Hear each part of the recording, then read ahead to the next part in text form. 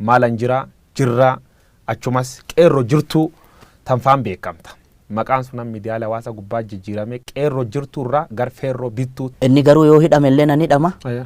Meeqa barbaaddaa naan jedhe amma dandeessu sponsora na godhin jedheen. Hacaaluu Hundeessaa birri miiliyoona 20 mootummaan Dr. Abiy Ahmad yookaan paartiin biltsiginnaa kennitee fi qeerroo jirtu jedhe malee feerroo bittu hin jenne. Lafallee manallee dhuu qabaachuu dubbatan. Mana dhuu qabdaadhaan Hacaaluu mana gam qaba. Biltsiginnaani gadi baanii Hacaaluu binnee turre.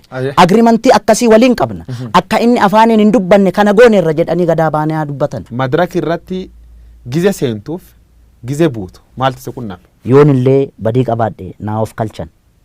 Awwallaala nama hin baranne illee nama barnootaan fagoon deemne. Fuulduraaf namooti shakkii qaban. Ati na basaasta jechuudha.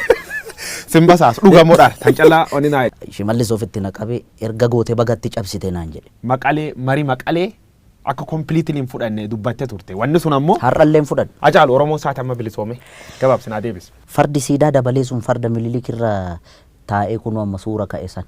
Farda hatame beetta. Madaraka irra cabsitee waan akkasii sun laayiv irra dabarsu keeteef riskii sun fudhattee jirtu. Riskii sun itti gaabbitaaf. Akkamittiin caalee akkamittiin gurbaana dhaga'uu diddaa jedhe. Caalii sanyii dhiiraa caalii sanyii guddaa kan dur lammiin kee ajjeesee dibatee tufeen arraabne gafarsaan gaditti saawwaatti lakkaa'e yeroo yoo argatu raadiyoon sii waadee qawween sii akaa'e ammam lammii keetiin walii galtee diddee mana gumaalitti almahaa. Naannoo jiran keessa naannoo namni keessa du'u jiru kan namni baay'inaan keessatti dhabuu jiru Oromoo. Oromoo irratti dhukaasuun arguurra caala. Du'a wayya beetta warri obbaafate warri du'e kun obbaafate. Farda badii Hacaaluu wanni farda waan fardaa sobtacha keessa waa arge. Namicha nami hattuu. Maalanjira jirraa amma immoo ees jirti sirbe qopheesse obba'uu jiraa jedhan.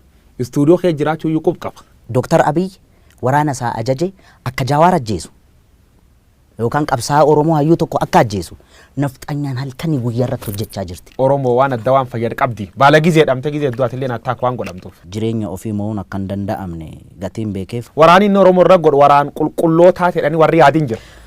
Kanaaf deebiin kee maal? Qaamni miidhame immoo hoolii riveenji jechuu danda'a beektaa. Sirba kan kee qalammeessoo ka'ee gabaa irratti jirra oollee barii arguuf gara nu bal'isa yaanu jettee jirtu. Jira wanti inni fayyadame.